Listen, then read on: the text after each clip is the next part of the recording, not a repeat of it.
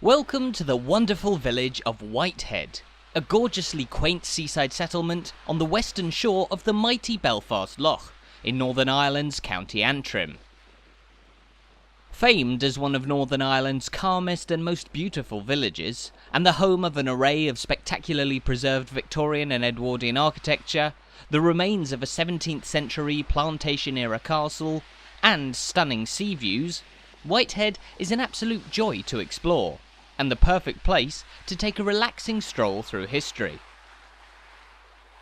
On this walk around Whitehead, we'll make our way through the village's fetching streets as we wind up and down its hills away from the waterfront. But we begin down by the sea, on Whitehead's picture postcard Promenade. The multicoloured houses that line the seafront are an icon of Whitehead in the modern day, offering both great photo opportunities and a wonderful backdrop for anybody strolling along the promenade. We'll make our way along the promenade towards the heart of Whitehead in a couple of moments, but let's first look towards the building that stands at one end of the village's seafront walkway, the famous County Antrim Yacht Club. Now, ever since the second half of the 19th century, when Whitehead developed into a popular holiday destination, boating became a popular practice on the waters of the Belfast Lough, and in 1879, the very first Whitehead Regatta was held, a popular annual event that endures to this day, and which is organised by the County Antrim Yacht Club here, established in its current form all the way back in 1909. But there's more to Whitehead's association with boats than the yacht club here at the end of the promenade. In fact, nearly 400 years ago, in the mid-17th century, Whitehead was the terminus for a boat service that brought goods and post across from Scotland. While those boat services from Scotland brought in legitimate goods, Whitehead was also often a place where smugglers would try to bring loot into Ireland. This village's location at the foot of the difficult-to-reach Island Magee Peninsula, making it an ideal place for smugglers to evade the eyes of the law as they arrived on land. However, in the late 1860s, a coastguard station was built here in Whitehead as the authorities sought to clamp down on smuggling in the region, and just a short distance from here, that small boathouse still exists in the grounds of the yacht club, and is one of the oldest coastguard stations still standing in Northern Ireland. Now, despite its long association with boats, Whitehead is also famed as the home of one of the best preserved Victorian railway stations in Northern Ireland, and crossing over the line through Whitehead, we can see a Victorian-era footbridge here, one of just a few that you'll find on Northern Ireland's railways today. Later on, we'll take a walk along the platform of Whitehead's gorgeous railway station, so distinctive in character that it's often been used as a filming location in period movies and TV shows, as well as recently starring in the hit series Derry Girls. But while the station has starred on screen a number of times, it's Whitehead's promenade and seafront here that's arguably the village's most beautiful location, and on this spectacular summer's day, the views across the Belfast Lough are a real sight to behold. From this point, in the far distance we can see the other shore of the Belfast Lough, where you'll find the seaside city of Bangor, while just in the foreground is a huge mile-long pier that serves as a jetty for the Cloughan Point oil terminal just on the edge of this village. There's a variety of industries that have been carried out in and around Whitehead, but the village's famously colourful seafront is a beautiful reminder of what gave birth to Whitehead as we know it today. In the late Victorian era, seaside holidays became an ever more popular pastime for not just the wealthy, but also, increasingly, the masses. And so Whitehead, with its then recently built railway station on the line up from Belfast, was an easily accessible destination for hundreds of thousands of people living in and around what was then Ireland's biggest city, and who would travel to destinations just like this for a break from the big city, and to take in the fresh sea air. To cater to this growing influx of visitors in the late 19th and early 20th centuries, a number of new hotels, houses and apartments were built in and around Whitehead, including many of the buildings that we can see here today. But while many burgeoning seaside resorts around Britain sought to draw in masses of visitors with huge modern attractions like pleasure piers and fairgrounds, Whitehead remained a calmer, smaller scale destination for those looking for what they saw as a more civilised seaside retreat. Lacking a sprawling beach for visitors to stroll along, Victorian developers built a spacious wooden promenade that gave those staying in Whitehead a place to experience the fresh air and brisk winds of the sea, while a popular bandstand stood not too far away, providing a calming soundtrack and atmosphere to the location.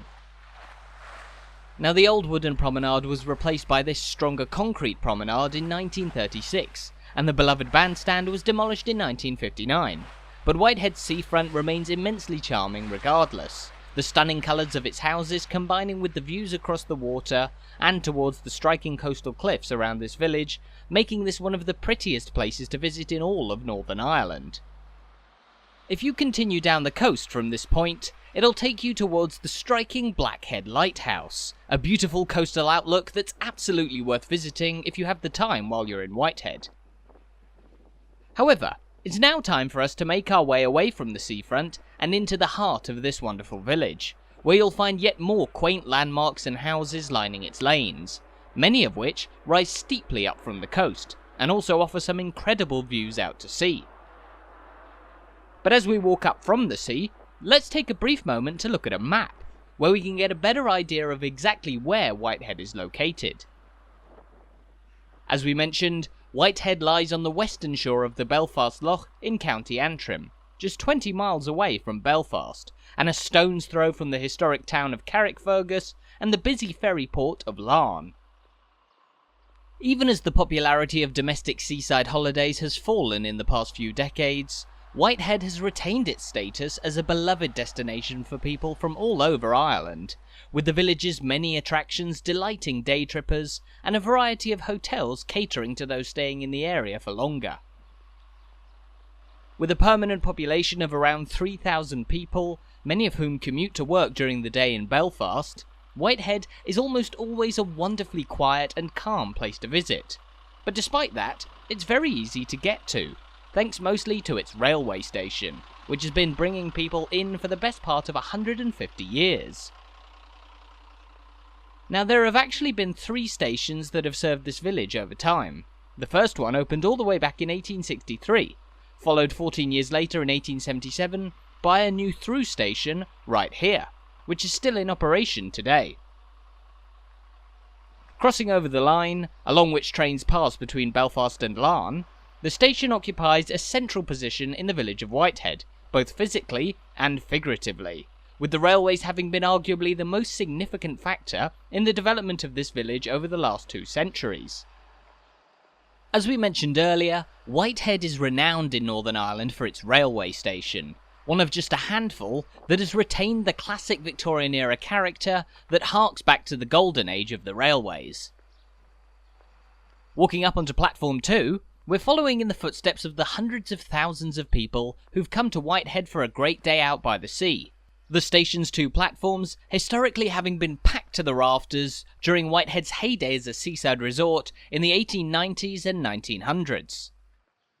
Despite being a small village, the wide platforms and large station buildings go to show just how massive seaside tourism was in the late Victorian and Edwardian eras here in Whitehead. And in 1907, developers in the village built an extra, so-called excursion platform for trains to stop at during the high season and offload as many visitors as possible. Although rather unfortunately, visitor numbers began to decline just after the excursion platform was built, meaning it was never used to the full.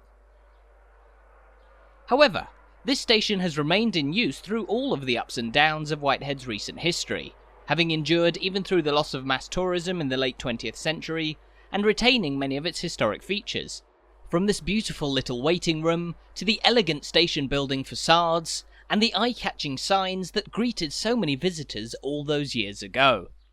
While it was once huge steam trains that chugged through Whitehead's railway station, more modern locomotives now carry people in and out of this village. But thankfully, the Victorian character of Whitehead Station has never been lost, always tastefully restored as one of the best examples of Northern Ireland's illustrious railway heritage.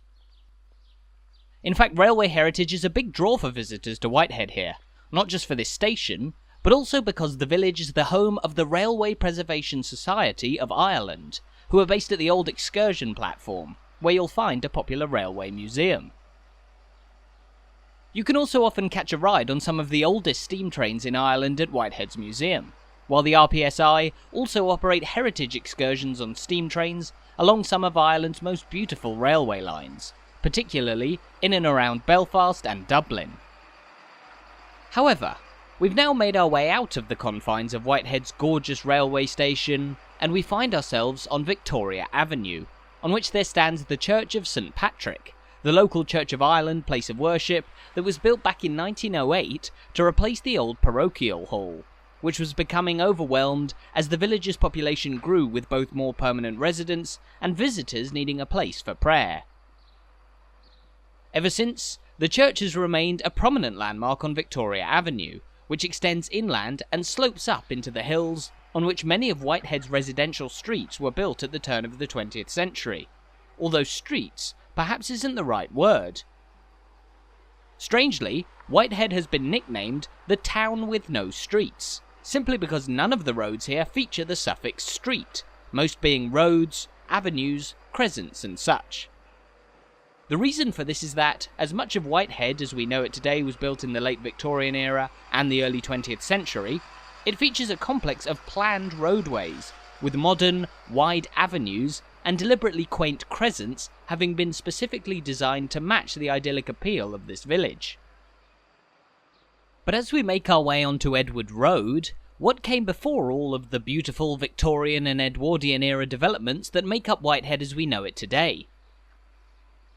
Well, before the railway village of the 19th century, Whitehead was a very small coastal hamlet, but that doesn't mean it went unnoticed, particularly at the outset of the plantation of Ulster in the early 17th century. Before the plantation and the arrival of settlers from Great Britain, Whitehead was known by the Irish Gaelic name Untitled, which translates to the White Head, referring to the white limestone cliffs of the coast just to the south of the village. To the north of the village, meanwhile, the cliffs are black in colour, formed of volcanic rock atop which the famous Blackhead Lighthouse rests, its name of course similarly referring to the colour of the cliffs as you'd see them when entering into the Belfast Lough. Names are an interesting point of discussion in Whitehead, however, because while the modern village's name is simply an English translation of the old Irish name, what was once Untitled wasn't immediately renamed Whitehead. In fact, in the 17th century, the coastal hamlet of Whitehead was known to many by the name Chichester, in reference to Castle Chichester, a small fortress that was built here in 1604 at the outset of the plantation of Ulster, as a protected residence for settlers from Great Britain. At the end of our walk, we'll visit Castle Chichester, which rather strangely can be found in somebody's front garden. But at the end of Edward Road here, we're now looking towards the Bank House, formerly the village bank that was opened in 1905, and which today stands as one of the most popular spots to visit in Whitehead.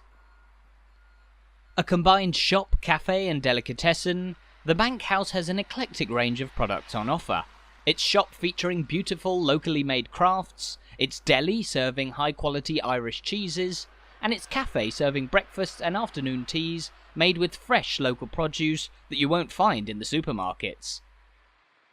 Walking past the imposing Bank House, we find ourselves on King's Road, which you might consider as this village's small high street, home to a small collection of shops and restaurants in this section, and which also crosses over the railway line, linking the heart of the village here with the many houses that you'll find down by the seaside.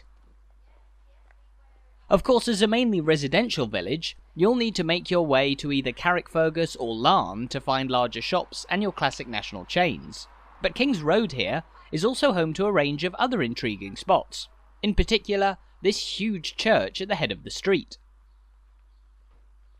This is the Whitehead Presbyterian Church, built in 1905, and, like St Patrick's over on Victoria Avenue, it was built on a large scale to combat overcrowding in the village's former Presbyterian place of worship, which was simply a small shed made of corrugated iron, also known as a wee tin church. Interestingly, Whitehead's old wee tin church was actually built by Belfast's behemoth Harland and Wolff Shipyard Company, and it was one of a number that were exported all over the world. Wee tin churches built in Belfast, erected in remote settlements as part of missionary work in many British colonies. As we've already spoken about, Whitehead is only a small settlement of around 3,000 people, but the village is home to a surprisingly large number of churches, a total of 6 to be found around Whitehead, most of which were built during that busy heyday when the thousands of tourists visiting the village also attended these places of worship. Interestingly, during that time period, the seaside retreat of Whitehead also attracted another visitor in the form of the Bishop of the Diocese of Down and Connor, who had a residence built on Victoria Avenue, and would periodically reside here between 1899 and 1919. The old bishop's house is, as you'd expect, now a simple residence like many others around Whitehead, but it's not the only thing about this village that has changed over the last century. While Whitehead is renowned in Northern Ireland for its wealth of beautifully preserved heritage, some traces of its heyday as a seaside resort have sadly been lost, most notably a number of attractions that existed down on the waterfront. Earlier we mentioned that developers associated with the railway company developed Whitehead's Promenade and built a number of attractions on top of it, including the old bandstand that was demolished in 1959. In the 1920s, meanwhile, the local council decided to build a large lido centred around a seawater swimming pool, a huge venture that opened in 1931 and provided a place for people to swim in the bracing waters of the Belfast Lough, the lack of a major beach here for sea bathing having previously been the only major attraction lacking from Whitehead's profile as a resort. The swimming pool was a popular spot for locals and visitors alike throughout the 20th century, reaching a peak in the early 1950s where as many as 2,000 people were using the pool each week, and it was also hosting events from diving competitions to aquatic galas and water polo matches. As we cross over the railway line, Whitehead's Lido eventually began to fall out of favour as heated indoor pools grew in popularity, and so it was closed down for good in the 1980s, though it can still be seen from the village's promenade, and could feasibly be reopened one day should the demand for it return. Now, we're continuing down King's Road, away from the heart of the village back towards the sea, and we're passing by some really wonderful nature, a true charm of both the village of Whitehead and its surrounding area. In fact, while it may not be the huge tourist destination that it once was, Whitehead is still a fantastic place to visit to get away from the hustle and bustle of the city, and on the outskirts of the village, it's well worth taking a walk to other locations like the beautiful nature reserve that occupies the site of the former Whitehead Quarry, the brand new Diamond Jubilee Wood, a huge new woodland complete with ponds, paths and picnic places galore, and of course the Blackhead Lighthouse, reached by a bracing walk along the coast and up the volcanic cliffs that provide some utterly stunning views over the Belfast Lough. Now we sadly won't quite have time to reach all of those beautiful destinations on the outskirts of the village, but if you do visit Whitehead, I'd thoroughly recommend you follow the local council's Whitehead Heritage and Wellbeing Walking Trail, a fantastic village trail that encompasses all of Whitehead's most famous landmarks, and is rich with information about the village's history, and a big help for me in researching for this video. Now having made our way off King's Road, we're passing just a short distance away from the old Excursion Platform, where you'll now find the Railway Preservation Society of Ireland's museum. Just up in front of us, meanwhile, is Whitehead's really rather large War Memorial, which stands just a stone's throw away from the remains of the 17th century Castle Chichester, which we'll get a close look at in just a couple of moments.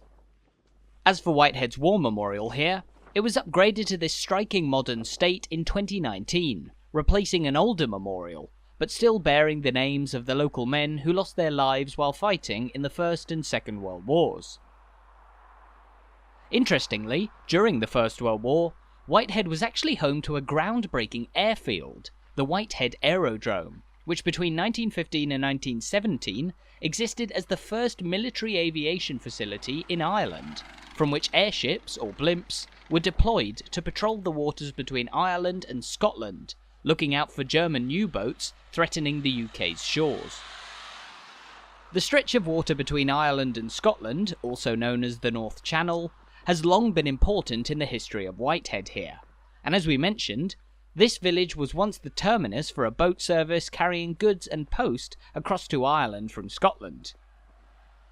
It's only 24 miles across the sea from Whitehead here to the Scottish village of Portpatrick, and that enabled extensive trade to take place between Whitehead, which had its own quay, and Scotland, bolstering the status of what was then a tiny coastal hamlet. Of course, owing to its proximity to Scotland, Whitehead was a prime spot for settlement during the Plantation of Ulster, and hidden away down this alley, we can see the last remaining traces of that period, Castle Chichester, a small fortress that was built in 1604 for an English soldier known as Sir Moises Hill, and a number of other settlers who wanted a place to be protected from the native Irish. The castle here was the epicentre for what grew into a modestly sized village during the Plantation of Ulster, but after Whitehead later turned itself into a popular seaside village, little of that old village remains. The castle tower here, the only piece of that period preserved to this day, and rather strangely, situated within a private garden. But as we look up at the tower of Castle Chichester, we've sadly now reached the end of our walk around Whitehead. Thank you so much for watching this video. I really hope you enjoyed it, and I hope you're looking forward to visiting wonderful Whitehead for yourself in future too.